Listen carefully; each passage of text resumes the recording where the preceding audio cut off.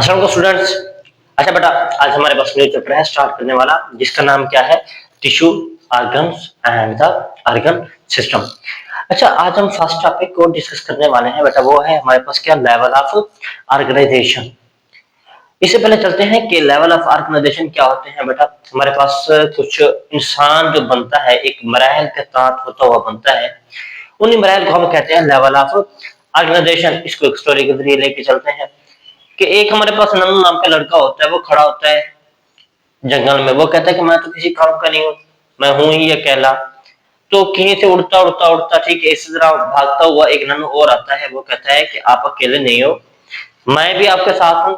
तो वो दोनों क्या करते हैं, जैसे ही मिलते हैं तो उनके अंदर दोस्ती डेवलप हो जाती है।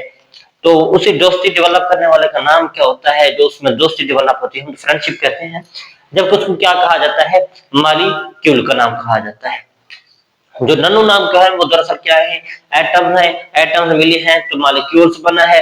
इसी तरह मालिक्यूल्स पहले तो आजादारा फिरता है कि चलो खैर है, मैं तो ठीक हूँ, अकेला ही हूँ, चलो कोई परेशानी तो नहीं है। तो जैसे जैसे वो जंगल में रहता है उधर, तो उसे पता चल जाता है कि मैं अकेला यहाँ पे बोर होता हूँ, उसे अकेले को डर भी लगता है। तो वो देन किसी के साथ मिलता है, डिफरेंट और चीजों के साथ मिलता है, अपने जैसे और बंदे इकट्ठे करता है। तो देन आगे फॉरवर्ड वो काम लेके चलता है, आर्गेनाइज बनाता है एंड समथिंग, आगे भी बहुत सारे लेवल्स बनाता है। तो आइए, एक इंसान आया कि दुनिया में आया है, अशरफुल मखलूकात अल्लाह ताला ने बनाया है। तो वो कैसे और किस तरह से बना है, तो आइए चलकर समझते हैं। तो पहले पहले लेवल ऑफ ऑर्गेनाइजेशन में सबसे पहला जो लेवल आ जाता है, सबसे पहला जो लेवल आ जाता है हमारे पास, वो है एटम का। किसका है? एटम का है लेवल। First level atom. अच्छा, एटम बेटा ग्रीक जबान के लफ्ज, ग्रीक जबान के लफ्ज एटम जो लफ्ज है वो ग्रीक जबान के लफ्ज एटमोस से निकला है। किससे निकला है? एटमोस से निकला है, जिसका मतलब क्या होता है? जिसका मतलब होता है इनविजिबल। जिसका मतलब क्या होता है? इनविजिबल। विजिबल का मतलब होता है देखा जा सके जिसको। इनविजिबल जिसको कोई ना देख सके उसको क्या कहते हैं? इनविजिबल। इनविजिबल मतलब, देखिए, विजिबल मतलब देखा जा सके, जिसको हम अपनी आम आंख से देख सकते हैं उसको विजिबल बोलते हैं। इनविजिबल जिसको हम अपनी आम आंख से नहीं देख सकते उसको बोलते हैं इनविजिबल। यहां तक क्लियर हो गया बेटा? अब बात करते हैं उसकी डेफिनेशंस की। उसकी डेफिनेशंस क्या है? लेवल ऑफ ऑर्गेनाइजेशन में एटम की डेफिनेशन को कैसे डिस्क्राइब किया गया है, तो आइए चलकर देखते हैं। Atom atoms are the smallest unit of, किसका होता है बेटा? मैटर का होता है। मैटर का, मादे का सबसे जो स्मॉलेस्ट यूनिट होता है, मतलब जिससे मैटर मिलकर बना हुआ होता है, वो किससे? एटम्स के साथ मिलकर बना हुआ होता है। अब मैटर क्या होता है, मादा क्या होता है? एटम्स को तो हमें पता चल गया, जबकि मादा क्या होता है? मादा होता है हमारे पास हैविंग मास, जो क्या रखे? जिसका कोई ना कोई मास हो, वजन वगैरह हो, वेट हो, और क्या करे? एंड टेक, और जगह भी ले। क्या ले? टेक प्लेस, मीन के वो क्या ले? जगह भी ले, जगह भी घेरे। उसी को हम क्या कहते हैं? मैटर कहते हैं। फॉर एग्जाम्पल बेटा, ये पॉइंटर है, पॉइंटर की कोई ना कोई इतनी से बेटा जो लेंथ है, ये इसने कोई ना कोई, अगर किसी चीज को इसी जगह रख दें तो क्या है? इसने कोई ना कोई जगह भी घेरी हुई है, इसका कोई ना कोई वजन भी है। तो देन ये एक क्या है? ये एक मैटर की एग्जांपल है। क्लियर हो गया बेटा? उसके बाद अगर इसके एग्जांपल की बात की जाए, किसकी बात की जाए? एग्जांपल वगैरह की बात की जाए, तो क्या आता है एग्जांपल्स में? एग्जांपल्स में हमारे पास आ जाता है, एटम्स के एग्जांपल में कार्बन आ जाती है। इस तरह बेटा आप हाइड्रोजन भी लिख सकते हो, नाइट्रोजन भी लिख सकते हैं हम, etc। और बहुत सारे एग्जांपल आप देख सकते हो। समझ आ गई बेटा। अब आपको थोड़ा सा यहाँ पर एक थोड़ी सी बात और मजीद बताना चाहता हूँ। ये तो मैंने बेटा आपको उर्दू में यानी कि इंग्लिश में लिख के बताया है। अगर इसको इनके सिंबल के साथ शो कर दिया जाए, हाइड्रोजन को H2 से, नाइट्रोजन को N2 से शो कर दिया जाए, तो यहाँ पर देखो एक वाला एटम होगा, दो वाले मॉलिक्यूल होते हैं। समझ आ गई। अब यहाँ हमने किसके एग्जांपल दिए, एटम के एग्जांपल दिए, तो हमें क्या लिखना पड़ेगा, सिंगल सिंगल लिखना पड़ेगा, डबल नहीं लिखना पड़ेगा। तब जाकर हमारे पास हाइड्रोजन की एक एटम होगा, अदरवाइज एटम वो नहीं होगा। ठीक है बेटा। इसी तरह सारे आप और एग्जांपल्स भी ले सकते हैं। उसके बाद दूसरे नंबर पर हमारा आ जाता है, दूसरा लेवल ऑफ ऑर्गेनाइजेशन क्या है। दूसरा लेवल ऑफ ऑर्गेनाइजेशन है हमारे पास मॉलिक्यूल आ जाता है। क्या आ जाता है दूसरे नंबर पर, मॉलिक्यूल। अब बेटा मॉलिक्यूल क्या होते हैं,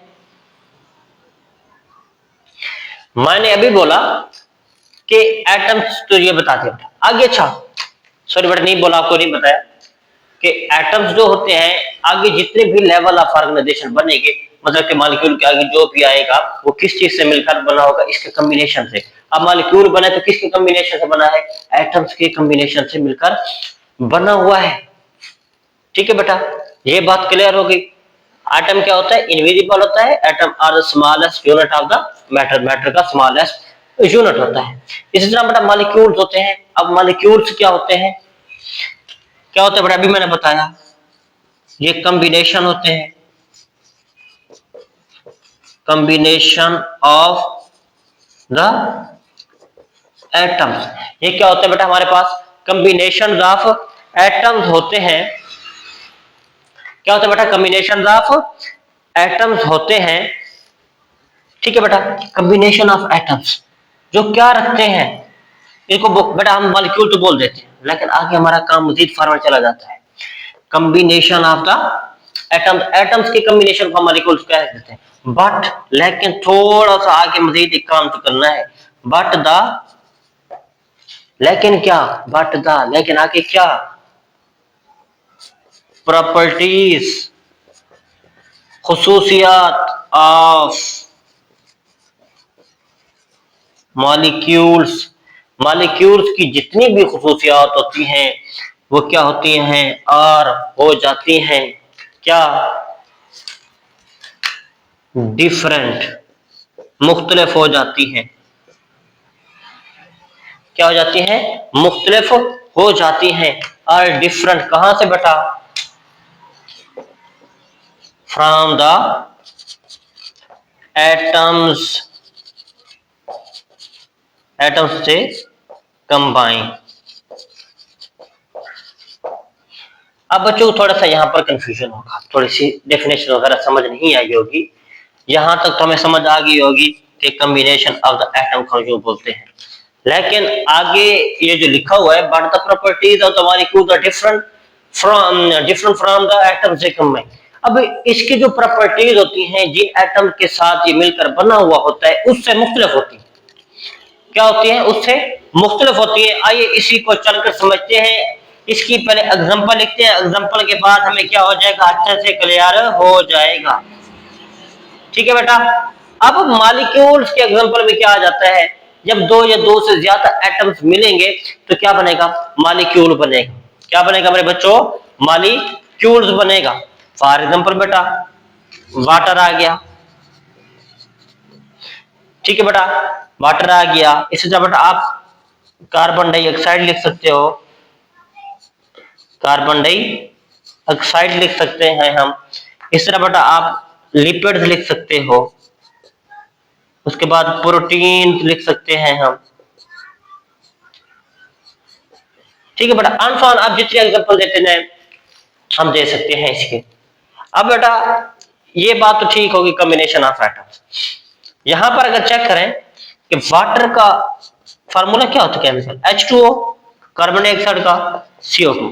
आगे नहीं देखते, जस्ट फिलहाल यहां तक देखते हैं H2O। कॉम्बिनेशन ऑफ एटम, ये हाइड्रोजन और ऑक्सीजन के एटम से मिलकर बना हुआ था। पहला ये पॉइंट क्लियर है। वो लिखते हैं but the properties of the molecule are different from the atom they combine. अब ये किस चीज से मिलकर बना हुआ है? दो हाइड्रोजन एटम और एक ऑक्सीजन है। टोटल कितने एटम से मिलकर बना हुआ है? 3 एटम से। अब सोचें बेटा कि ऑक्सीजन मिला है, ऑक्सीजन की कोई ना कोई क्या थी? अपनी अपनी प्रॉपर्टी थी। क्या थी? अपनी प्रॉपर्टी थी। वो अपनी खुसूसियात रखता था। हाइड्रोजन अपनी खुसूसियात रखता था। तो अल्लाह ताला ने क्या किया? ऑक्सीजन और हाइड्रोजन को आपस में जोड़ दिया, बना दिया क्या? मॉलिक्यूल। अब एक ऑक्सीजन है, उसकी अपनी प्रॉपर्टी है, एक हाइड्रोजन है, उसकी अपनी प्रॉपर्टी है। डिफरेंट प्रॉपर्टी वाले मिलेंगे तो एक न्यू कॉम्बिनेशन वजूद में आएगा, एक न्यू चीज हमारे पास वजूद में आएगी। ठीक है बेटा, तो उसी को हम क्या कहते हैं? मॉलिक्यूल कहते हैं। डिफरेंट प्रॉपर्टी वाले एटम जब मिलते हैं तो चीज भी क्या बनती है? डिफरेंट बनती है। अब दोनों का कॉम्बिनेशन बना है तो कभी उसकी खूबसूरत ना उस वाली हो सकती है, ना भी उस वाली हो सकती है। क्लियर हो गया बेटा? अब चलते हैं आगे कि जो हमारे पास थर्ड स्टेप है मॉलिक्यूल के आगे, वो क्या है बेटा? ऑर्गेनेलीज है। क्या है बेटा? ऑर्गेनेलीज है। अब क्या इसकी डेफिनेशन क्या है बेटा? अगर लिखना चाहें तो अभी मैंने क्या बोला कि कॉम्बिनेशन ऑफ एटम को क्या कहते हैं? मॉलिक्यूल। जबकि आगे लिखो बेटा combination of molecules. Combination of molecule, ये तो बात यहां तक होगी। ठीक बेटा, ठीक है बेटा। कॉम्बिनेशन ऑफ मॉलिक्यूल्स, इसी को हम क्या कह सकते हैं बेटा? ऑर्गेनेलीज कह सकते हैं। बट लेकिन कैसे बेटा? बट लेकिन कैसे? बट इन स्पेसिफिक वे, एक स्पेसिफिक वे के जरिए मिलते हैं तो उसी को हम क्या कहते हैं बेटा? ऑर्गेनेलीज कहा जाता है उसको। डिफरेंट मॉलिक्यूल्स मिलते हैं तो क्या बनता है? ऑर्गेनेलीज बनता है। लेकिन ऑर्गेनेलीज के आगे वो क्या करते हैं? हर ऑर्गेनेलीज, ईच ऑर्गेनेलीज, हर ऑर्गेनेलीज का क्या होता है? Have specific function. Specific function, her organelles का एक क्या होता है? स्पेसिफिक फंक्शन होता है, एक स्पेसिफिक काम होता है। वो हर जो ऑर्गेनेली होती है वो क्या होती है? एक स्पेसिफिक काम प्रोवाइड करते हैं, एक स्पेसिफिक काम करते हैं, जिसको हम क्या कहते हैं बेटा? ऑर्गेनेलीज कहते हैं। फॉर एग्जांपल बेटा, हमने जो चैप्टर 4 पढ़ा था उसमें काफी सारी जितनी भी ऑर्गेनेलीज थी उसको क्या किया था? हमने डिस्कस किया था बेटा। तो क्या लिख सकते हैं हम एग्जांपल में बेटा? माइटोकॉन्ड्रिया लिख सकते हैं। माइटोकॉन्ड्रिया हो गया, राइबोसोम हो गया। उसके बाद बेटा लिखो एग्जांपल, उसके बाद हम लिख सकते हैं न्यूक्लियस हो गया। उसके बाद बेटा लाइसोसोम हो गया। क्या हो गया बेटा? लाइसोसोम हो गया। ये क्या है बेटा? एग्जांपल्स हैं किसकी? ऑर्गेनेलीज की। ठीक है बेटा, ये किसके एग्जांपल है? ऑर्गेनेलीज की एग्जांपल्स है। अब बेटा माइटोकॉन्ड्रिया हमने पढ़ा था कि माइटोकॉन्ड्रिया, ये हमने मारा नहीं बेटा, ये हमारे यहाँ पर कंसर्न नहीं है कि आए कि हम उसकी डेफिनेशन भी करनी है। हमने जस्ट एग्जांपल देनी है और एग्जांपल के साथ उसे का काम बताना है कि अब each organelle have specific function, कि हर ऑर्गेनेली एक स्पेसिफिक काम प्रोवाइड करती है। फॉर एग्जांपल बेटा कि माइटोकॉन्ड्रिया क्या करती है? Mitochondria help in cellular respiration. किस पे हेल्प करती है? Cellular respiration. What is cellular respiration बेटा? कि ऑर्गेनिज्म हम जैसे बेटा फूड खाते हैं तो वो क्या होते हैं? सिंपल सब्सटेंस में चेंज हो जाती है, उससे हम एनर्जी गेन करते हैं। और ये जो एनर्जी होती है एटीपी की शक्ल में होती है, तो इसी को क्या कहते हैं? हम सेलुलर रिस्पायरेशन भी कहते हैं। सेलुलर रिस्पायरेशन दरअसल किसका उलट होता है बेटा? हमारे पास फोटोसिंथेसिस होती है, उसमें क्या इस्तेमाल करते हैं हम? CO2 इस्तेमाल करते हैं, पानी इस्तेमाल करते हैं। किसकी मौजूदगी में? सनलाइट की मौजूदगी में। और एक पिगमेंट होता है क्लोरोफिल, उसकी मौजूदगी में। ठीक है बेटा, उसकी मौजूदगी में तो हमारे पास बनता क्या है? ग्लूकोज, ऑक्सीजन, वाटर मॉलिक्यूल और कुछ एनर्जी बनती है। तो इसमें यहां पर क्या होता है बेटा? ये फोटोसिंथेसिस का उलट होता है। ग्लूकोज, ऑक्सीजन, वाटर वेपर्स मिलेंगे तो देन दोबारा से क्या बन जाएगा? बेटा हमारे पास CO2 बन जाएगा और क्या बन जाएगा, हमारे पास वाटर बन जाएगा। यहाँ बात क्लियर होगी बेटा। दो तरह से मैंने बात को एक्सप्लेन कर दिया आपसे। उसके बाद है राइबोसोम। राइबोसोम को बेटा क्या कहा जाता है, प्रोटीन फैक्ट्री भी कहा जाता था।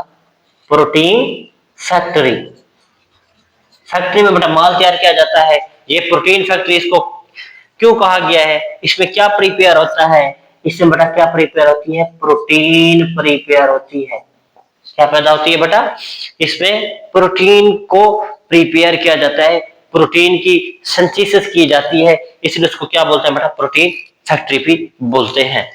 न्यूक्लियस क्या करता है, न्यूक्लियस का मेन काम क्या था बेटा, न्यूक्लियस ये बेटा क्या करता है, कंट्रोल करता है किसको, ऑल हेरिडेटरी इंफॉर्मेशन, जितनी भी विरासत की मालूमात होती है वो कौन कंट्रोल करता है बेटा, हमारे पास न्यूक्लियस कंट्रोल करता है। ठीक है बेटा। हेरिडिटी क्या होती है कि हमारे पास जो करेक्टरिस्टिक होती है, ऐसे करेक्टर जो वालिदैन से बच्चों में मुंतकिल हो जाए। आपने देखा होगा कि बहुत सारे बच्चों के बेटा मम्मा पापा के, दादा दादी के, नाना नानी के जो बाल होते हैं, आंखें होती हैं, बात बात वो हमें किस में देखने को मिलती हैं, यानी हम में, यानी कि उसके पोते में, या ठीक है बेटा उसके यानी कि बेटे में। तो इसी तरह बेटा अगर हमारे वालिद के बेटा ब्लैक क्या है अर्थ है तो हमारे भी ब्लैक हो गए, तो मतलब क्या होती है, हेरिडिटी ट्रांसफर हो रही है। इंसान कहीं ना कहीं पीछे से किसी से मिलता जरूर है, नाना नानी से या बेटा दादा दादी से, तो मम्मा पापा से कहीं से भी बेटा वो मिलता जुलता है, उसकी खुसूसियात कहीं किसी से मिलती है, तो वो जो खुसूसियत आगे जनरेशन में इस तरह ट्रांसफर होगी और हमसे भी आगे जो ट्रांसफर होगी बेटा वो जो खुसूसियत, तो उसी को कौन कंट्रोल करता है, यही न्यूक्लियस कंट्रोल करेगा। उसके बाद हम पढ़ चुके हैं कि एक लाइसोसोम भी होती है ऑर्गेनेली। लाइसोसोम के पास डाइजेस्टिव एंजाइम्स होते हैं, क्या होते हैं, डाइजेस्टिव एंजाइम्स होते हैं। तो वो किस में हेल्प आउट करेंगे बेटा, तो ये करेंगे ब्रेक कर देंगे फूड को, ब्रेक द कंप्लेक्स फूड। ठीक है बेटा, ये ब्रेक करेंगे कंप्लेक्स फूड, उस फूड को तोड़ेंगे, उस ऑर्गेनेलिस बाजू का बेटा इसका ऑर्गेनेलिस पे भी अटैक होता है कि ऑर्गेनेलिस बाजू का डैमेज होना स्टार्ट हो जाता है। तो सेल चाहता है कि मेरे अंदर कोई खराबी पैदा ना हो, तो वो लाइसोसोम को कहता है कि आप अपने एंजाइम रिलीज करो, इसको डाइजेस्ट करवाओ। दरअसल ये किस हेल्प करता है अगर देखा जाए तो ये डाइजेशन में हेल्प आउट करता है। ये बात यहां तक बेटा 3 पॉइंट क्लियर हो गया आपके। तो हमारे पास फोर्थ पॉइंट है, हमारे पास फोर्थ पॉइंट क्या है, हमारे पास फोर्थ पॉइंट आ जाता है हमारे पास सेल का। किसका आ जाता है, सेल का आ जाता है। ठीक है बेटा, सेल का आ जाता है। यहां पर क्या बनेगा बेटा, बनाओ कॉम्बिनेशन, कॉम्बिनेशन किसका कॉम्बिनेशन होता है बेटा, combination of organelles, different organelles मिलेंगी, जैसे कि mitochondria, lysosome, nucleus, Golgi apparatus, endoplasmic reticulum, ये जितने भी ऑर्गेनेलीज हैं मिलेंगी तो क्या बना देंगी, सेल बना देंगी। क्या बनाएंगे बेटा, सेल बनाएंगे। ये बात यहां तक क्लियर होगी। हमने बेसिक बेटा 3rd 4th 5 क्लास से पढ़ते आ रहे हैं व्हाट इज द सेल। ये तो बात लेवल ऑफ ऑर्गेनाइजेशन के मुताबिक है ना। तो आइए, जो एक इंसान बनना है तो वो पहले तो एटम बन था, पहले उसके बाद मॉलिक्यूल बना, ऑर्गेनेल बना, उसके बाद अब क्या है, सेल आ चुका है। तो दरअसल यही बुनियाद होती है कि cell is the basic structural and functional unit होता है किसका, ऑफ लाइफ। दरअसल लाइफ की शुरुआत जो होती है वो तो एटम से स्टार्ट हो चुकी है, लेकिन अगर बायोलॉजी के हवाले से देखा जाए तो कहां से स्टार्ट होती है, सेल से स्टार्ट होती है। कि सेल एक बेसिक यूनिट होता है किसी भी लाइफ की शुरुआत करवाने के लिए। कोई भी लाइफ है उसकी शुरुआत जो कर्व होती है वो किससे होती है, सेल से होती है। लेकिन अगर लेवल ऑफ ऑर्गेनाइजेशन के मुताबिक देखा जाए तो एटम से भी पीछे से स्टार्ट होती है। इलेक्ट्रॉन, प्रोटॉन और न्यूट्रॉन कुछ सबएटॉमिक पार्टिकल होते हैं, उसी से वो स्टार्ट हो जाती है। समझ आ गई बेटा। उसके बाद इसकी कुछ जो टाइप्स हैं, टाइप्स के साथ साथ हम एग्जांपल्स भी एक्सप्लेन करेंगे। सेल को बेटा दो टाइप्स में डिवाइड किया गया है। कुछ सेल हमारे पास क्या होते हैं, यूनी सेलुलर होते हैं। क्या होते हैं बेटा, कुछ सेल हमारे पास क्या होते हैं, यूनिसेलुलर होते हैं। और बहुत ज्यादा तादाद में जो होते हैं वो क्या होते हैं, मल्टी सेलुलर भी होते हैं। यहां तक क्लियर हो गया बेटा। यूनिसेलुलर, यूनी मीन एक, यूनी मीन क्या होता है बेटा, वन। यूनी मीन क्या होता है, वन। ये एक। सेलुलर मीन सेल, जो वन सेल कंटेन होते हैं, जो एक सेल से मिलकर बने होते हैं, उनको क्या कहते हैं, यूनिसेलुलर ऑर्गेनिजम्स कहते हैं। ऑर्गेनिजम्स दो तरह के होते हैं, कुछ मल्टीसेलुलर ऑर्गेनिजम्स होते हैं, कुछ क्या होते हैं, यूनिसेलुलर ऑर्गेनिजम्स होते हैं बेटा। ये हम सेल की डिवीजन कर रहे हैं किसकी बुनियाद पर बेटा, नंबर्स की बुनियाद पर। नंबर की बुनियाद पर हम डिवीजन जो करते हैं उसे, ठीक है। तो वो क्या होती है बेटा, देखते हैं कि दो ऑर्गेनिजम्स यूनिसेलुलर क्या होते हैं, वो ऑर्गेनिजम्स होते हैं, ऑर्गेनिजम्स जो किस पर मुश्तमिल होते हैं, विच कंटेन, जो किस पर मुश्तमिल होते हैं, ओनली वन सेल, जो किस से मिलकर बने हो, सिर्फ एक सेल से मिलकर बने हुए हो, उनको हम क्या कहते हैं, यूनिसेलुलर ऑर्गेनिजम्स का नाम देते हैं। फॉर एग्जांपल बेटा, कौन से ऐसे होते हैं ऑर्गेनिजम्स जो बेटा हमारे पास वन सेल कंटेन करते हैं। इसके एग्जांपल बेटा हम लिख सकते हैं बैक्टीरिया। क्या लिख सकते हैं, बैक्टीरिया। बैक्टीरिया वो ऑर्गेनिजम्स होते हैं जो किस से मिलकर बने होते हैं, ओनली वन सेल से मिलकर बने हुए होते हैं। उसके बाद अगर देखें मल्टी सेलुलर की, तो बेटा ये वो ऑर्गेनिजम्स होते हैं, वो ऑर्गेनिजम्स होते हैं जो क्या करते हैं, जो होते हैं विच कंटेन, जो मुश्तमिल होते हैं किस पर बेटा, मैनी सेल्स, जो किस पर मुश्तमिल होते हैं, मैनी सेल्स पर मुश्तमिल होते हैं, उसी को हम क्या कहते हैं, मल्टी सेलुलर कहते हैं। अब बेटा दो लफ्ज है, multi and cellular. Multi mean क्या होता है, मैनी। सेलुलर मीन क्या होता है, जो सेल पर मुश्तमिल होता है, मैनी सेल्स। ऐसा ऑर्गेनिज्म जो किस पर मुश्तमिल हो बेटा, मैनी सेल्स पर मुश्तमिल हो, हम उसको क्या कहते हैं, मल्टी सेलुलर ऑर्गेनिजम्स का नाम देते हैं। फॉर एग्जांपल बेटा अगर इसके एग्जांपल की बात की जाए तो इसके एग्जांपल्स में क्या आ जाता है, इसके एग्जांपल्स में हम लिख सकते हैं बेटा, ह्यूमन एग्जांपल में दे दो, ट्रीज दे दो, फंजाई दे सकते हैं हम, इस तरह बेटा अलजी भी दे सकते हैं हम, ठीक है बेटा। इस तरह अगर आप एग्जांपल देना चाहें तो काफी सारी दे सकते हैं। ये बात क्लियर होगी, यहाँ तक सेल से हमारा कंप्लीट हुआ। सेल कॉम्बिनेशन ऑफ ऑर्गेनेली, उसकी दो टाइप्स हमने पढ़ी, कौन कौन सी बेटा, unicellular and the multicellular. Unicellular one cell पर मुश्तमिल होते हैं, मल्टी सेलुलर मैनी सेल्स पर मुश्तमिल होते हैं। यूनिसेलुलर के एग्जांपल्स में क्या आ जाता है, बैक्टीरिया, जबकि इसके एग्जांपल में क्या आ जाता है, ह्यूमन, ट्रीज, फंजाई, अलजीज वगैरह आ जाते हैं। उसके बाद number 5 steps level of organisation का। नंबर 5 पे बेटा हम पहुंच चुके हैं। सेल्स मिलकर क्या बना देते हैं बेटा, टिश्यूज बना देते हैं। क्या बनाते हैं मेरे बच्चों, टिश्यूज बना देते हैं। अब टिश्यूज क्या होते हैं, अभी हमने बेटा लिखो कॉम्बिनेशन, मुझे लिखो कॉम्बिनेशन।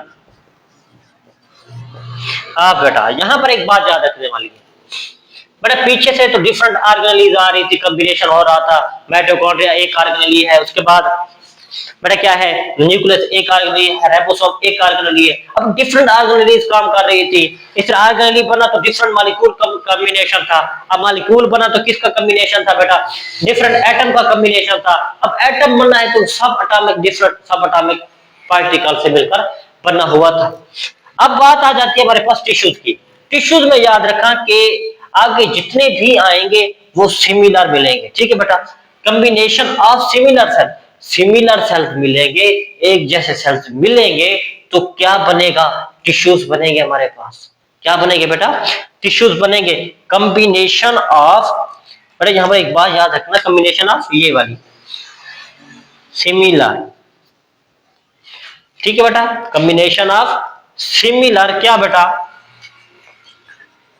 सेल्स, उसको हम क्या बोलते हैं बेटा, टिश्यूज बोलते हैं। क्या बोलते हैं मेरे बच्चों, उनको हम टिश्यूज का नाम देते हैं कि कॉम्बिनेशन ऑफ जो सिमिलर सेल्स होते हैं उसी को क्या कहते हैं बेटा, हम टिश्यू कहते हैं। क्या कहते हैं बेटा, हम टिश्यू कहते हैं। ये बात क्या होगी, क्लियर होगी बेटा। तो ये टिश्यूज पाए किस में जाते हैं, ये बेटा टिश्यूज हमारे पास टिश्यू पाए जाते हैं only in the multi cellular organisms में हमें देखने को मिलते हैं। बट मल्टी सेलुलर अभी हमने क्लियर बात की, मल्टी सेलुलर मैनी सेल, जब मैनी सेल्स मिलते हैं तो दरअसल किस चीज को बेटा प्रभान चढ़ाते हैं, वो किस चीज को बनाते हैं, टिश्यू। मतलब कि मल्टी सेलुलर ऑर्गेनिज्म क्या मौजूद होंगे, टिश्यूज मौजूद होंगे। अब बेटा इसको थोड़ा सा आगे मजीद थोड़ा सा डिफरेंट करते हैं। अब हम प्लांट्स में थोड़ा सा अलग बात करेंगे, एनिमल में जो टिश्यू पाए जाते हैं अलग बात करेंगे।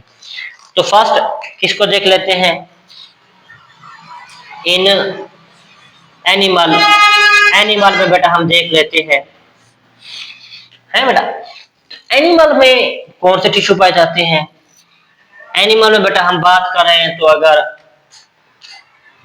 तो कौन कौन से बेटा, जैसा कि बेटा एपीथीलियल टिश्यू हो गया, क्या हो गया बेटा, एपीथीलियल टिश्यू हो गया।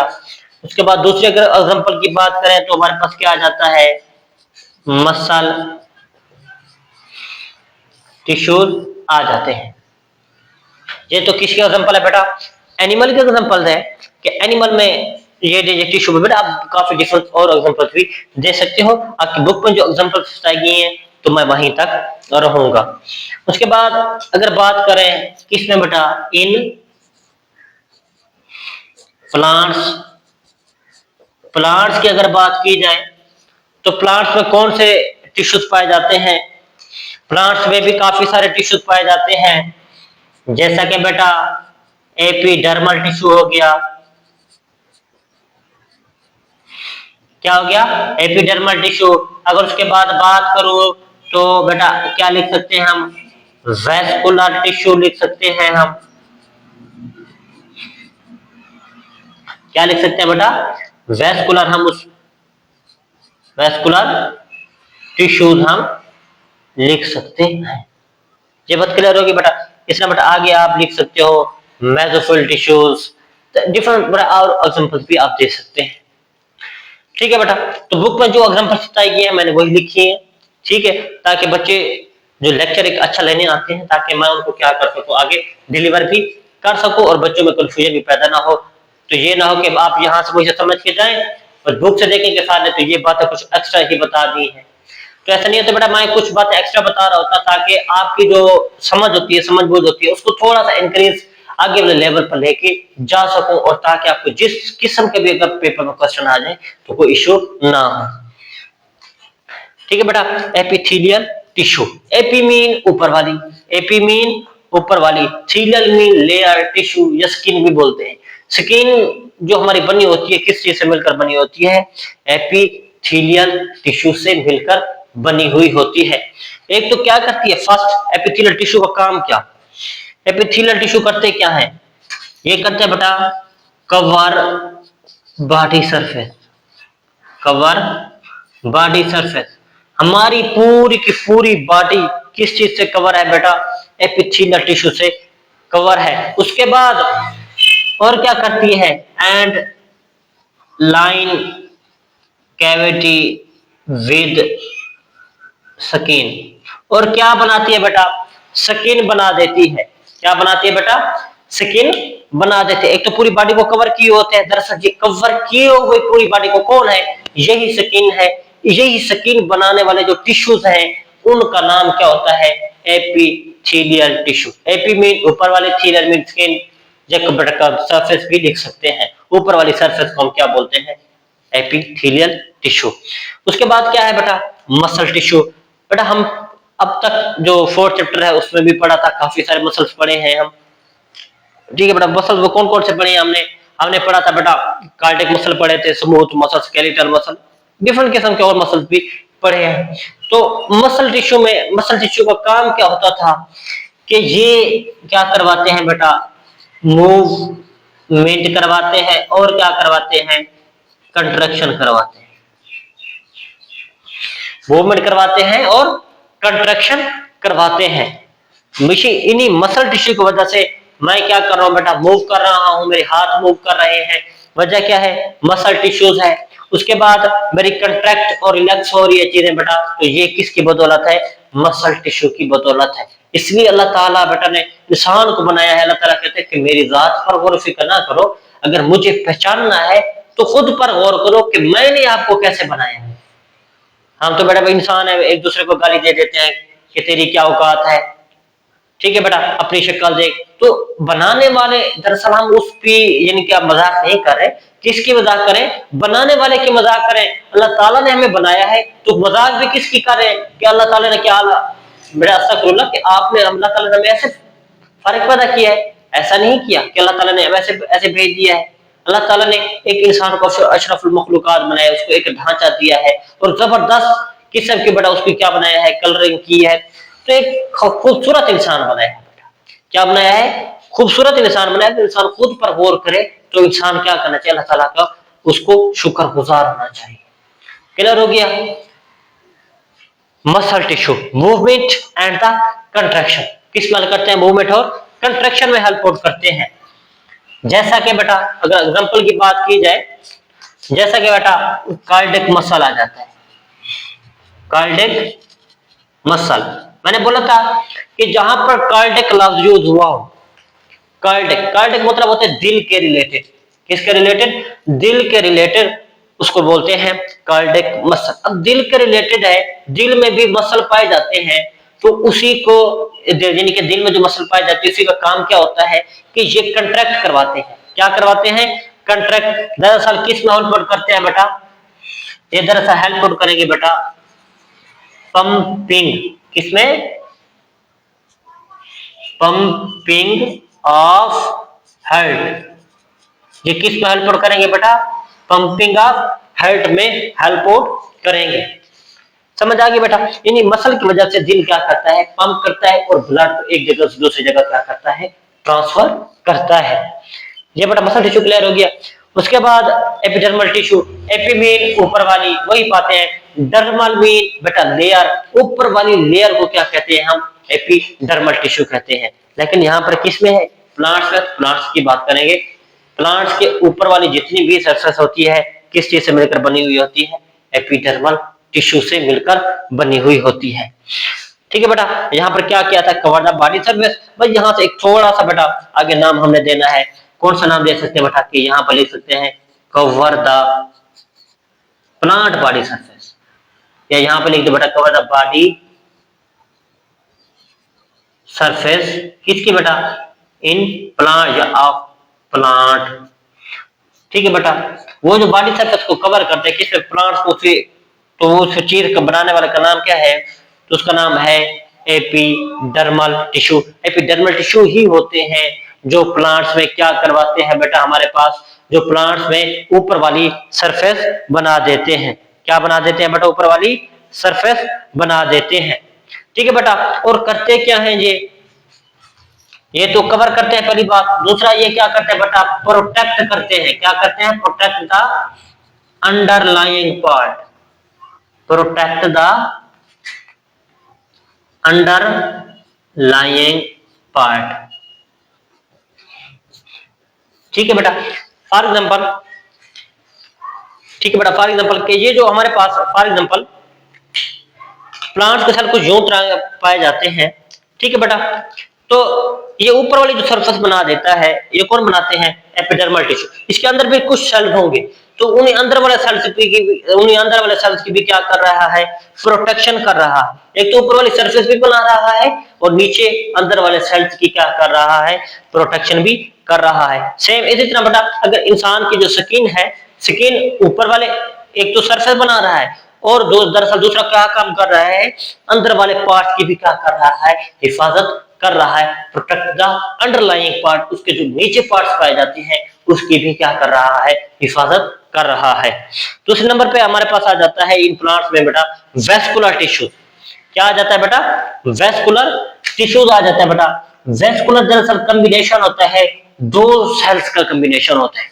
इसमें two types of the cells पाए जाते हैं। एक पाए जाते हैं बेटा हमारे पास जाइलम, जाइलम सेल्स होते हैं। उसके बाद कौन से होते हैं बेटा? फ्लोएम होते हैं। जाइलम होते हैं और क्या होते हैं? फ्लोएम होते हैं। जाइलम्स क्या होते हैं बेटा? शुरू से पढ़ते आ रहे हैं कि ये वो सेल्स होते हैं जो क्या करते हैं बेटा? ट्रांसपोर्ट करते हैं। क्या करते हैं? ट्रांसपोर्ट ऑफ वाटर एंड और किस चीज की बेटा? मिनरल्स। किसकी? वाटर और मिनरल्स की क्या करवाते हैं बेटा? ट्रांसपोर्ट करवाते हैं। कहां से बेटा? From the root to the higher part of the plants. जैसा कि बेटा लीव्स हो गया, स्टेम हो गया, तो वहां तक जो वाटर या और उसमें डिजॉल्व जितने भी साल्ट वगैरह होंगे, मिनरल्स वगैरह होंगे, तो उन्हीं को ट्रांसपोर्ट कौन करवाता है? यही जाइलम सेल्स करवाते हैं। ये क्या करवाते हैं? यही जाइलम सेल्स करवाते हैं। यहां तक क्लियर हो गया? फ्लोएम का क्या काम था? फ्लोएम का ये काम था कि ये क्या करता है? ट्रांसपोर्ट करता है। किसको? ट्रांसपोर्ट द न्यूट्रिएंट्स लिख सकते हैं हम। एक तो न्यूट्रिएंट्स को ट्रांसपोर्ट करता है, या बेटा किसको हम लिख सकते हैं? फूड को लिख सकते हैं कि ये क्या करता है? फूड को भी क्या करता है? ट्रांसफर करा सकता है। फूड हमारे पास डिफरेंट तरह की हो सकती है, वो बाद ग्लूकोज की शक्ल में भी हो सकती है, कार्बोहाइड्रेट की शक्ल में भी हो सकती है, लिपिड्स, प्रोटीन, डिफरेंट तरह से भी ये क्या करते हैं? खुराक को from the root to the upper part of the plant तक ये पहुंचाते रहते हैं। ठीक है बेटा, क्या करते रहते हैं बेटा? जाइलम क्या करते हैं? पानी को ट्रांसपोर्ट करते हैं। फ्लोएम क्या करते हैं? फूड को ट्रांसपोर्ट करते हैं। अगर आप टोटल इन दोनों का फंक्शन मिलाकर देखा जाए तो दरअसल ये किस में हेल्प आउट करेंगे? कि ये हेल्प आउट करेंगे हमारे पास, ये किस में करते हैं बेटा? Help out in transport of किसकी बेटा? वाटर एंड और किस में बेटा? न्यूट्रिएंट्स। किस में पर करता है? Water and nutrients. ये दो चीजें किस में आ जाती हैं? वेस्कुलर टिश्यूज में आ जाती हैं। यहां तक क्लियर हुआ बेटा फंक्शन? वाटर एंड न्यूट्रिएंट्स में न्यूट्रिएंट्स को क्या करते हैं? फ्रॉम द बेटा क्या करते हैं? कैरी करते हैं लोअर पार्ट से और ट्रांसपोर्ट करते हैं ऊपर वाले पार्ट तक। ठीक है बेटा, ये क्लियर हो गया स्टेप्स? यहां तक बड़ा उम्मीद करता हूं कि आपको जो लेक्चर होगा अच्छे से समझ आ रहा होगा। ठीक है बेटा, अभी तक आपने बस सिंपल सिंपल चीजें पढ़ी है, combination of the similar cells to the tissue. आगे थोड़ा बहुत आगे भी हमने बयान करना है, डिस्कस करना है। उसके बाद टिश्यू टिश्यू के बाद बात आ जाती है हमारे पास आगे जो 6 स्टेप्स है, वो कौन सा है बेटा? जो 6 स्टेप है हमारे पास, 6 स्टेप आ जाता है हमारे पास आर्गन का। किसका आ जाता है बेटा? आर्गन का आ जाता है। बात वही करनी है मल्टी सेलुलर। अब यहां से आगे जितनी भी आएंगे तो एक मल्टी सेलुलर ही ऑर्गेनिज्म डेवलप होगा। कॉम्बिनेशन ऑफ क्या आएगा बेटा? आगे लिखो बेटा मुझे, यहां पर आएगा बेटा कॉम्बिनेशन ऑफ बेटा, यहां पर किसका कॉम्बिनेशन करना है हमने? Combination of similar tissues. किसका बेटा? Similar tissue. सिमिलर टिश्यू का भी जो कॉम्बिनेशन होता है उसी को हम क्या बोलते हैं बेटा? ऑर्गन्स बोलते हैं। क्या बोलते हैं? ऑर्गन बोलते हैं। ये भी किस में पाया जाएगा बेटा? ये भी हमारे पास मल्टी सेलुलर ऑर्गेनिजम्स में मौजूद होगा। ठीक है मेरे बच्चों, यहां तक क्लियर हो गया। अब बेटा एग्जांपल्स की बात करते हैं कि कौन कौन से एग्जांपल्स होती हैं इन द प्लांट्स, प्लांट्स में कौन से एग्जांपल्स होती हैं, और इन एनिमल्स, एनिमल्स में कौन कौन सी एग्जांपल्स होती हैं। तो फर्स्ट हम जैसा कि देखते आ रहे हैं, इन एनिमल, किस में देखते हैं बेटा, एनिमल्स में देखते हैं। बेटा एनिमल दरअसल हम हैं, हम में दरअसल क्या है बेटा, कौन कौन से ऐसे ऑर्गन्स हैं जो पाए जाते हैं। जैसे कि बेटा इंसान में एक हार्ट है, हार्ट क्या करता है आप सारों को पता है। उसके बाद लंग्स पाए जाते हैं, लंग्स भी ऑर्गन होते हैं। बेटा दो दो इस पर एग्जांपल लेके चलेंगे। तो आगे बेटा आप जितना भी लिखना चाहें, लिवर लिखना चाहें, स्टमक लिखना चाहें, यहाँ पर बेटा अगर स्टमक भी लिख दें, ठीक है बेटा। इस तरह बेटा आप किडनी भी लिख सकते हैं। ठीक है बेटा, मैं 2 से 3 एग्जांपल दूंगा ताकि बच्चों को, चलो माय पेपर में जाएंगे तो 4 में से 2 तो या 1 तो आता ही होगा ना। उसके बाद अगर किसमें बात करें, इन प्लांट्स, प्लांट्स की बात करें तो प्लांट्स में क्या पाए जाते हैं। प्लांट्स में बेटा आपको पता है रूट्स होते हैं, रूट्स एक ऑर्गन है। लीफ होते हैं, लीफ एक ऑर्गन है। इसी तरह बेटा अगर स्टेम की बात करें तो स्टेम भी क्या है, एक ऑर्गन होता है इन द प्लांट्स। अब बेटा इन सारों के क्या देखने वाले हैं हम, फंक्शन देखने वाले हैं। हार्ट, हार्ट क्या करता है, हर सारों को पता है बेटा, पंपिंग करता है, पंपिंग ऑफ ब्लड, ब्लड को एक जगह से दूसरी जगह ट्रांसफर करता है, पंप करता है। ठीक है बेटा, क्या करता है, जैसे हार्ट पंप करेगा तो इसकी वजह से ये क्या करेगा, ब्लड को आगे धकेलेगा, ट्रांसफर करेगा। लंग्स का क्या फंक्शन है कि लंग्स किस में हेल्प करते हैं बेटा, रेस्पिरेशन में, या बेटा यूं लिख सकते हैं कि ये एनिमल में गैसियस एक्सचेंज में हेल्प करता है। ठीक है बेटा, 2 लंग्स है, वो किस चीज में हेल्प करेंगे, गैसियस एक्सचेंज में। हम सांस लेते हैं तो बहुत सारी गैसेस जाती हैं हमारे फेफड़ों के पास, लंग के पास जाती हैं, तो लंग उनको फिर क्या करता है, कैरी करता है, कैरी करने के बाद ब्लड को देता है, ब्लड से फिर डिफरेंट कार्बोनेट्स की शक्ल में वहां से कार्बन को पिक करता है, पिक करने के बाद हमारी बॉडी से क्या करता है, रिलीज करवा देता है, किस शक्ल में, CO2 की शक्ल में। इस तरह बेटा ये निजाम चलता रहता है और एक इंसान बरकरार रहता है। समझ आ गया बेटा। स्टमक, स्टमक के क्या फंक्शन है, उसका बड़ा फंक्शन है डाइजेशन। क्या फंक्शन है बेटा, डाइजेशन। डाइजेशन क्या होती है बेटा, ब्रेक डाउन होती है, क्या होती है, break down of complex food into simple food. ठीक है बेटा, बहुत सारी हम चीजें कॉम्प्लिकेट खा लेते हैं, कॉम्प्लेक्स फूड होती है, तो जैसे ही स्टमक में जाती है तो स्टमक से कुछ एंजाइम्स रिलीज होते हैं, तो उसी की वो तोड़ फोड़ करना स्टार्ट कर देते हैं। तो दरअसल स्टमक किस में हेल्प आउट करता है, डाइजेशन में हेल्प आउट करेगा। उसके बाद किडनी है, गुर्दे हैं। किडनी, किडनी का क्या फंक्शन होता है बेटा, कि किडनी हमारे पास किस में हेल्प आउट करेगा, किडनी बेटा यूराइन फॉर्मेशन में हेल्प आउट करता है, पेशाब वगैरह बना देता है। कौन बेटा, किडनी। ये बेटा आगे हम हायर क्लासेस में इसको अच्छे से डिस्कस करेंगे कि किस तरह से वो यूराइन फॉर्मेशन करता है। ठीक है बेटा, जैसे हम पानी पीते हैं तो सीधा किस में जाता है, किडनी। किडनी के कुछ पार्ट्स होते हैं नेफ्रॉन में, नेफ्रॉन से फिर वहां पर बेटा काफी सारे प्रोसेस से होता हुआ क्या बनता है, यूराइन बनता है। उसके बाद क्या है बेटा, रूट्स है, कि रूट्स का क्या काम होता है, आप सारों को पता है कि ये क्या करते हैं, पौधे को एंकर करके रखता है, गाड़ के रखता है। ये नहीं है कि जैसे इंसान एक जगह दूसरी जगह जिस समय मूव कर रहा हूं तो ये मूव करे, प्लांट्स क्या करते हैं, एक ही जगह पे रुके होते हैं। ये नहीं है कि आज दिन के, दिन के वक्त प्लांट्स जहाँ पे है, दिन के दूसरे पहाड़ बेटा कि प्लांट्स क्या कर रहा हो, एक जगह दूसरी जगह क्या रहा हो, मूव कर रहा हो, ऐसा नहीं होता। वो एक ही जगह अल्लाह ताला ने क्या किया हुआ है, रूट्स को फंक्शन दिया हुआ कि वो पौधे को क्या करता है, गाड़ के रखती है, हिले नहीं देती है। यहाँ तक क्लियर हो गया बेटा। अगर हिलेगा प्लांट तो ओवरऑल उसकी क्या हो जाएगी, डेथ हो जाएगी। अगर हम फिजिकली उसको मूव भी करवाना चाहें तो उसकी क्या हो सकती है, डेथ हो सकती है। यहाँ का क्या है, रूट्स क्या करती है, एंकर द प्लांट, प्लांट को क्या करती है, गाड़ के रखती है। उसी के बाद क्या करती है बेटा, कि जो रूट्स होती है ये अब्जॉर्बिंग का काम भी करती है। किसका, absorbing, absorbing of water and, और क्या है बेटा, न्यूट्रिएंट्स। जितने भी बेटा साइल में न्यूट्रिएंट्स काम के होते हैं जो पौधे को जरूरत होती है, तो उनको ऐसा ऐसा क्या करता है, रूट अब्जॉर्ब करना स्टार्ट कर देता है। अब्जॉर्ब करता है, अब्जॉर्ब करने के बाद क्या करता है, हायर पार्ट को ट्रांसफर कर देते हैं, कौन से, इन्हीं दो नंबर फलन के तहत। ये क्लियर हो गया बेटा।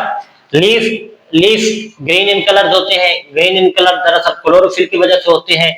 तो ये किस में हेल्प आउट करवाते हैं, ये पौधे की फोटोसिंथेसिस में हेल्प आउट करेंगे। किस में हेल्प आउट करेंगे, पौधे की फोटोसिंथेसिस में हेल्प आउट करेंगे। What is photosynthesis, photosynthesis is a process in which and बेटा ऑर्गेनिजम्स या प्लांट्स बेटा विच क्या करता है बेटा, CO2 को ले लेता है, जैसे क्या लेता है बेटा, पानी को लेता है सूरज की मौजूदगी में, सनलाइट की मौजूदगी में, और एक पिगमेंट दरअसल क्लोरोफिल ग्रीन पिगमेंट होता है उसकी मौजूदगी में ग्लूकोज, वाटर वेपर्स और ऑक्सीजन बनाते हैं। तो इसी अमल को हम क्या कहते हैं, फोटोसिंथेसिस कहते हैं। क्लियर हो गया बेटा। पौधे, सूरज की रोशनी बहुत ज्यादा आ रही होती है, उसमें से 1 से 2% ही कैप्चर करता है लीफ, फिर उसमें से मजीद फिर 1% ले लेता है। ठीक है, इसी तरह से वो क्या करता है, एक खुराक बनाने में हेल्प आउट करता है।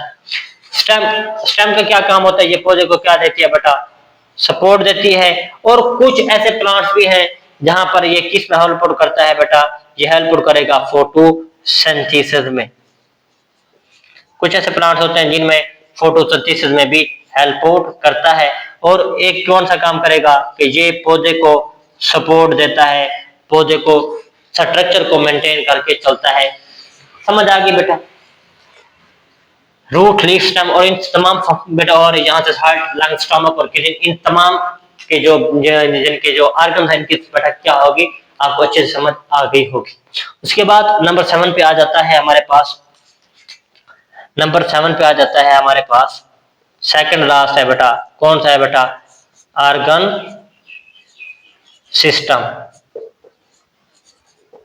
क्या आ जाता है बेटा, ऑर्गन सिस्टम आ जाता है। अब बेटा सिस्टम, सिस्टम ऑर्गन किस चीज से मिलकर बना होगा, कोई भी एक सिस्टम बनना है, कोई भी एक निजाम बनना है, किससे मिलकर बना हो, ऑर्गन से मिलकर बना हुआ होगा। अब लिखो बेटा, अब यहां पर फिर से वही बात है पीछे वाली, यहां से बातें बेटा कुछ सेम थी, यहां तक टिश्यूज में और ऑर्गन में बातें सेम थी, लेकिन फिर ऑर्गन सिस्टम में चेंज होने वाली। कैसे बेटा, कि ये कॉम्बिनेशन हो जाएगा, कॉम्बिनेशन ऑफ, किसका कॉम्बिनेशन हो जाएगा बेटा, ये कॉम्बिनेशन हो जाएगा different, combination of different organs. Different organs मिलेंगे तो क्या बनेगा बेटा, ऑर्गन सिस्टम बनेगा। और जो क्या करते हैं बेटा, ईच ऑर्गन सिस्टम, हर ऑर्गन सिस्टम क्या करता है, परफॉर्म करता है, परफॉर्म द स्पेसिफिक फंक्शन।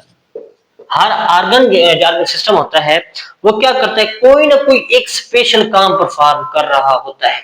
जिस तरह heart, lungs, stomach, kidney, root, leaves, stem, हर ऑर्गन अपना एक स्पेसिफिक काम परफॉर्म करता है। इसी तरह से ऑर्गन सिस्टम भी क्या करता है, एक अपना एक अलग और स्पेसिफिक काम प्रोवाइड करता है। फॉर एग्जांपल बेटा एनिमल्स की बात करें, जिस तरह हम डिस्कस पहले भी किया है, एनिमल की बात करें तो एनिमल्स में भी दो तरह के सिस्टम पाए जाते हैं, काफी सारे होते हैं, तो लेकिन एग्जांपल में हम दो तरह के करते हैं।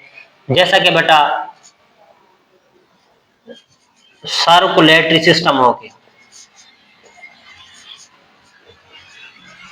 क्या हो गया बेटा, सर्कुलेटरी सिस्टम हो गया। उसके बाद और बात करें तो क्या है बेटा, रेस्पिरेटरी सिस्टम है, और बात करें तो कौन सा है, नर्वस सिस्टम है। और बात करें तो क्या है बेटा, मस्कुलर सिस्टम है।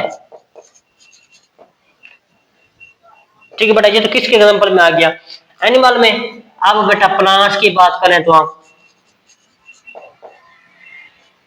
प्लांट्स की बेटा हम बात करने वाले हैं। प्लांट में दो ही सिस्टम बड़े डोमिनेंट होते हैं, कौन कौन से बेटा, एक होता है रूट सिस्टम, एक होता है हमारे पास शूट सिस्टम। कौन कौन से होते हैं, रूट सिस्टम होता है और क्या होता है हमारे पास, शूट सिस्टम होता है। यहां तक क्लियर हो गया बेटा। अब सर्कुलेटरी सिस्टम, सर्कल करना, सर्कुलेट करना, पंप करना, यहां पर बेटा इसका काम क्या होगा, पहले काम देख लेते हैं, उसके बाद इसका थोड़ी सी वजाहत करेंगे, एक्सप्लेन करेंगे कि इसमें कौन कौन से ऑर्गन्स आ जाते हैं। ये बेटा सर्कुलेट करता है, किसको, सर्कुलेट की जगह बेटा अगर लिखना चाहें तो हम यो भी लिख सकते हैं कि ये ट्रांसपोर्ट करता है,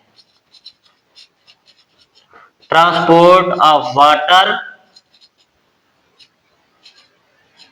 oxygen and other mineral from, या बेटा फ्रॉम की जगह टू लिख सकते हैं हम, टू डिफरेंट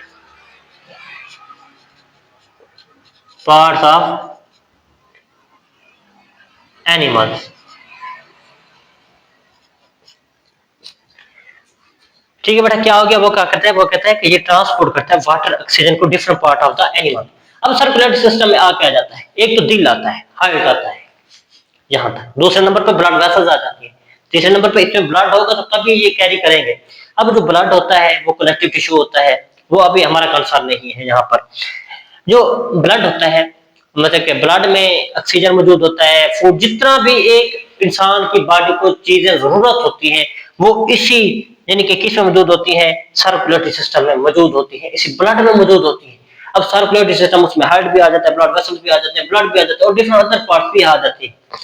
समझ आ गया, तो मिलकर क्या बनाते हैं बेटा, सर्कुलेटरी सिस्टम बना देते हैं, बना हुआ बेटा डिफरेंट ऑर्गन से मिलकर बना हुआ होता है।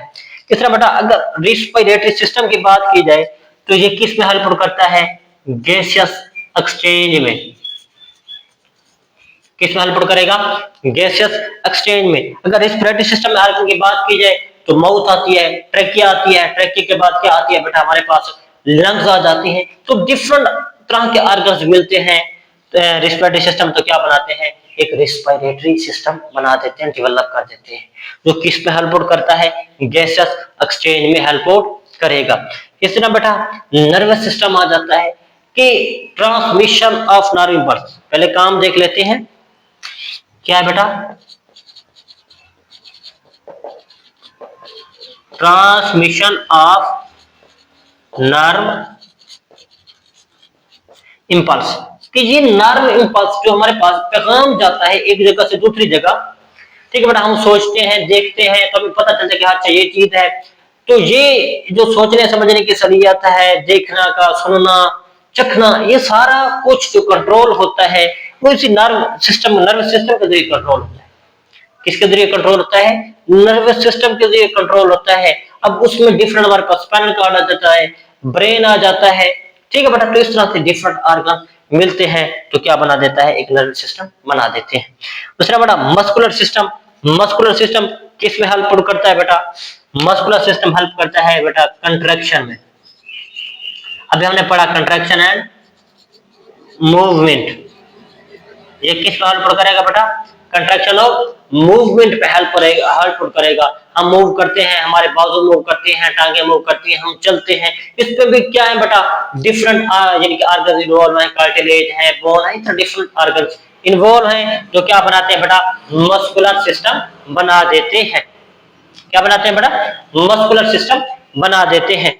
रूट सिस्टम की बात करें तो रूट सिस्टम में बेटा दो तरह के रूट्स आ जाती हैं, एक सिंपल रूट्स होती है और उसी के बाद कुछ उसी रूट से और रूट्स भी निकलते हैं जिसका नाम होता है एडवेंशियस रूट, वो भी उसके साथ भी हमारा कंसर्न नहीं है।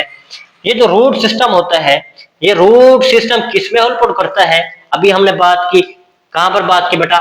हाँ, यहाँ पर एंकर एंड ऑब्जर्वर, यही फंक्शन यहाँ पे लिख दो कि रूट सिस्टम एंकर ऑब्जर्व करता है, पौधे को गाड़ के रखता है, ऑब्जर्व वाटर की ऑब्जर्वेशन करवाता है, और किसकी बेटा? न्यूट्रिएंट्स की ऑब्जर्वेशन करवाता है, वाटर एंड न्यूट्रिएंट्स, और इन्हीं को ट्रांसपोर्ट करता है from the lower part of the plant, यानी कि अपने रूट से लेकर ऊपर वाले पार्ट तक, लीफ तक, स्टेम तक, ब्रांचेस तक लेके जाएगा। समझ आ गई बेटा? अब रूट सिस्टम है, ये भी तो कुछ ना कुछ ऑर्गन से मिलकर बना हुआ होगा। ठीक है बेटा? फॉर एग्जाम्पल बेटा, हमने प्लांट्स पढ़ा था, ये प्लांट्स आ रहा होता है ऊपर से, कुछ यूं रूट निकल रही होती है। ठीक है बेटा? यूं।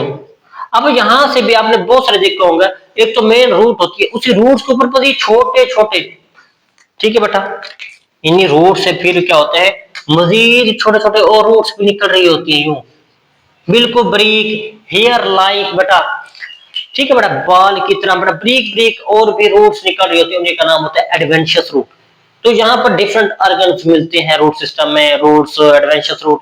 तो एक क्या बना देते हैं, सिस्टम बनाते हैं, जिसका नाम क्या है? रूट सिस्टम होता है। इस तरह बेटा शूट सिस्टम, शूट सिस्टम हम पढ़ चुके हैं, इसमें लीव्स आ जाता है, इसमें स्टेम आ जाता है, इसमें ब्रांचेस आ जाती हैं। तो डिफरेंट तरह के ऑर्गन्स मिलते हैं, तो क्या बना देते हैं? एक शूट सिस्टम बना देते हैं। तो फंक्शन भी सारों का अगर लिख दें स्टेम वाला कि ये क्या करता है बेटा? सपोर्ट, तब भी ठीक। उसके बाद फोटोसिंथेसिस, ये भी ठीक। इस तरह बेटा अगर रिस्पिरेशन लिख दें तो भी ठीक होता है हमारे पास। यहां तक क्लियर हो गया बेटा? Root system, shoot system, muscular system, nervous system, respiratory system and at least circulatory system. यहां तक क्लियर हो गया बेटा? शूट सिस्टम सपोर्ट भी देता है, फोटोसिंथेसिस, जितना भी उसके पार्ट का बड़ा काम है वो दरअसल इसी शूट सिस्टम के काम होते हैं। ये एक प्रॉपर वे में काम करते हैं। यहां तक क्लियर हो गया? और आज हमारा पास यानी कि ऑर्गन सिस्टम पढ़ चुके हैं, और एट द लास्ट तो हमारे पास पार्ट आ जाता है डिस्कस करने वाला, लेवल ऑफ ऑर्गेनाइजेशन का लास्ट जो लेवल है वो है बेटा मोस्ट इंपॉर्टेंट ऑर्गेनिजम्स। जो कौन सा लेवल? 8वां लेवल है, 8 लेवल है हमारे पास। वो क्या है? ऑर्गेनिजम्स। क्या है मेरे बच्चों? ऑर्गेनिजम्स है। क्या है मेरे बच्चों? ऑर्गेनिजम्स है। ऑर्गेनिजम्स बेटा, यहाँ पर 3 बातें आपने याद रखनी होगी ऑर्गेनिज्म में, तभी जाके आप ऑर्गेनिज्म की डेफिनेशन पर पूरा उतर सकते हैं। सिर्फ इंसान नहीं, और भी ऑर्गेनिजम्स हैं, मल्टी सेलुलर ऑर्गेनिज्म, जैसा कि फंजाई, अल्गी हो गया, प्लांट्स हो गया। तो आइए चलकर देखते हैं कि वो कौन कौन सी बातें हैं। एक तो बेटा फर्स्ट, जैसे ये चलता आ रहा है, जैसे कि कम्बिनेशन की बात कर रहे हैं हम, तो पहले ये लिखेंगे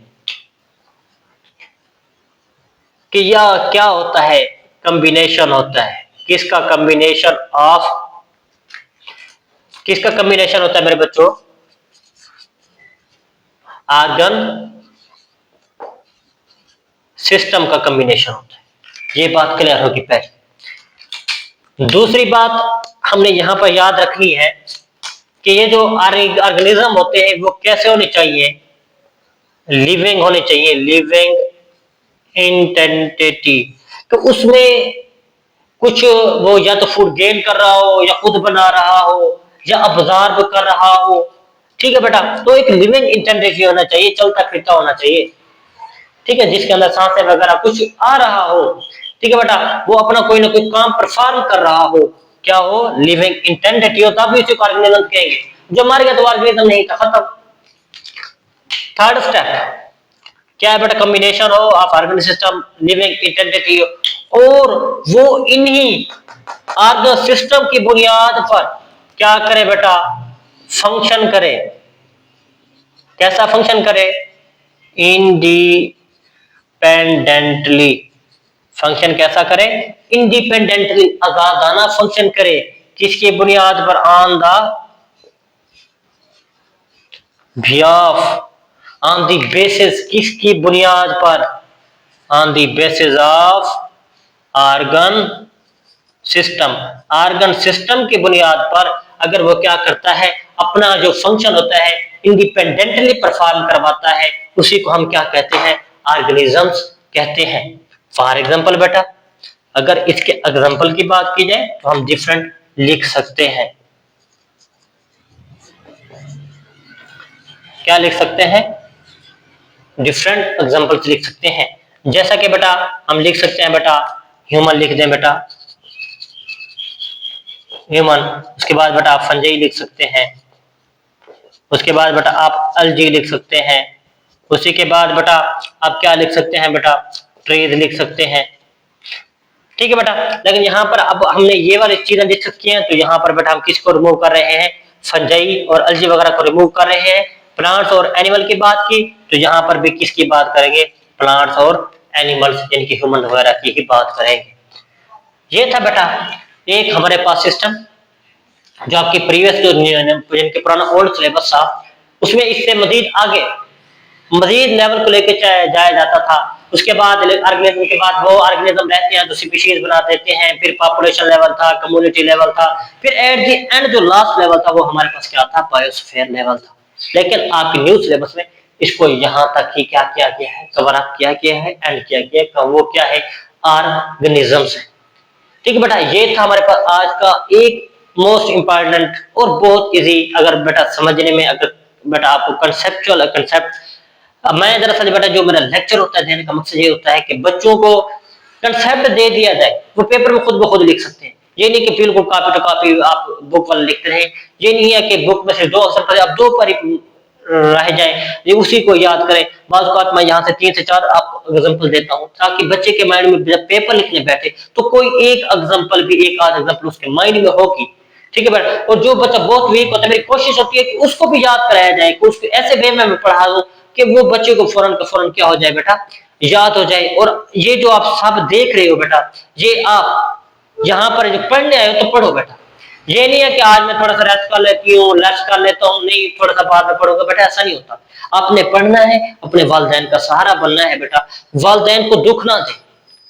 मैं कहता हूँ कि ऐसी औलाद को जीने का हक ही नहीं जिसकी वजह से पेरेंट का बेटा सर क्या हो जाए बेटा, झुक जाए। आप मेहनत करेंगे तो आपके वालिदैन नंबर जो होंगे आपके, वो फखर से बताते फिरेंगे कि मेरे बच्चे ने इतने नंबर लिए, इतने नंबर लिए। अगर अल्लाह ना करे कि किसी बच्चे को सप्ली लग जाती है किसी भी सब्जेक्ट में, सिर्फ ना कि बायोलॉजी में, किसी भी सब्जेक्ट में सप्ली लग जाती है, तो देन पेरेंट्स औलाद मिलते ही किसी से नहीं, डर की वजह से कि कोई मेरे बेटे या बेटी के नंबर से ना पूछे। तो बेटा ये आप लोगों पे है कि आपने वालिदैन का सर फखर से बुलंद करना है या उसको झुकाना है। बेटा टीचर्स ने पेरेंट्स से आपसे उम्मीद लगाई होती है कि मेरा बेटा या बेटी ये काम करेंगे, लेकिन बेटा या बेटी क्या करता है? लेक्चर लेने के सहारे, कि हमने टीचर्स का लेक्चर लेनी है, लेक्चर लेने के सहारे वो स्क्रॉलिंग करता है। स्क्रॉलिंग करने के बाद कुछ टिकटॉक पे चला जाता है, कोई इंस्टाग्राम पे। इस तरह बेटा ये एक कैलिफोर्निया यूनिवर्सिटी है, उसकी जो एक रिसर्च आई है कि जो हम मोबाइल यूज कर रहे होते हैं तो क्या करते हैं, वो जो मोबाइल यूज करते हैं तो एक नोटिफिकेशन हमारा 15 मिनट ले जाता है। नोटिफिकेशन क्या, पढ़ रहे हैं हम, नोटिफिकेशन आया, व्हाट्सएप का मैसेज आ गया, तो बस बातचीत, व्हाट्सएप ओपन हो गया, व्हाट्सएप पे सीधे चले गए कि इंस्टाग्राम पे भी देख लो कि वो कौन सा मैसेज आया है। उसके बाद मैसेंजर पे चले जाते हैं, फिर थोड़ा सा फेसबुक पे स्क्रॉलिंग करते हैं, फिर टिकटॉक पे चले जाते हैं। इस तरह से 15 से 20 मिनट उसका एक नोटिफिकेशन ले जाता है। बेटा क्यों टाइम जाया कर रहे हो? कम से कम आप इतना तो एहसास कर लो कि आपके वालिदैन आपके मेहनत करके ये सारा कुछ पढ़ा रहे होते हैं।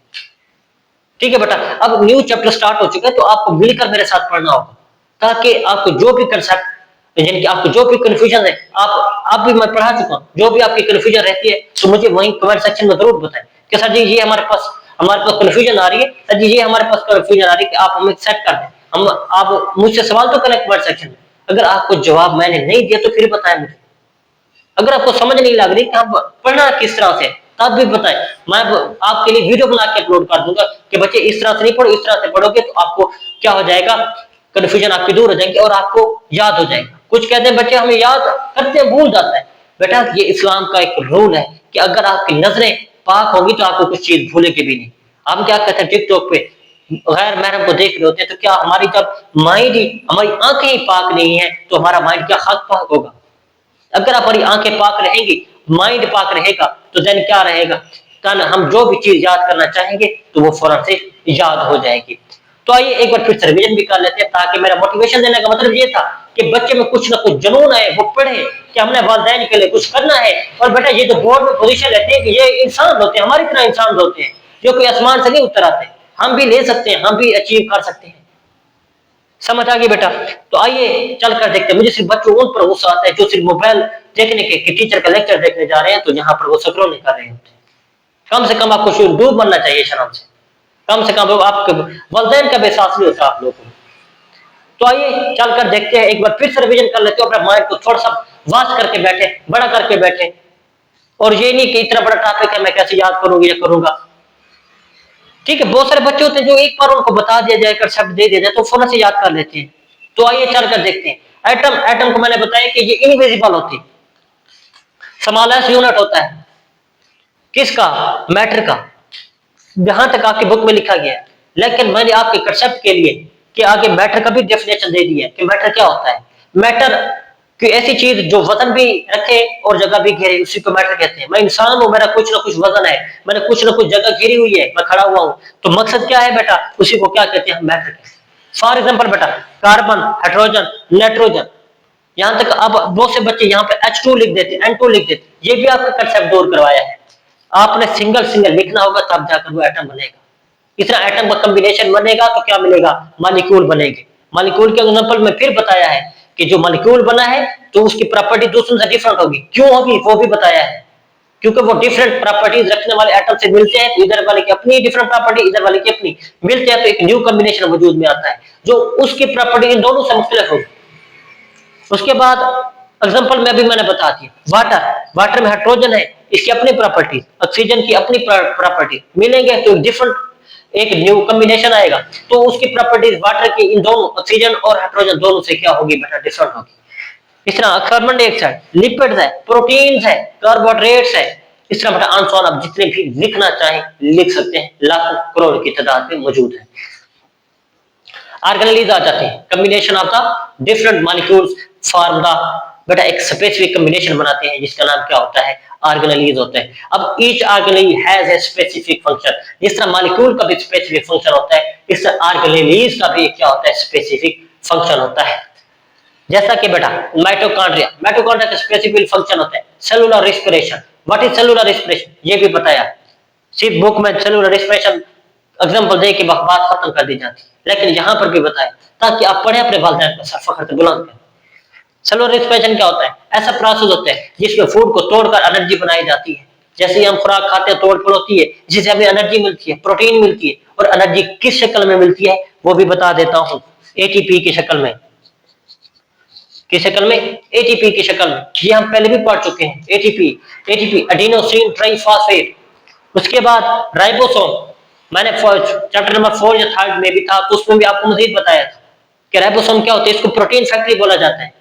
कोई फैक्ट्री होता है उसमें कोई ना कोई माल प्रिपेयर किया जाता है, तो यहाँ राइबोसोम है तो यहाँ माल प्रिपेयर का मकसद क्या है कि वो प्रोटीन की सिंथेसिस करवा रहा होता है।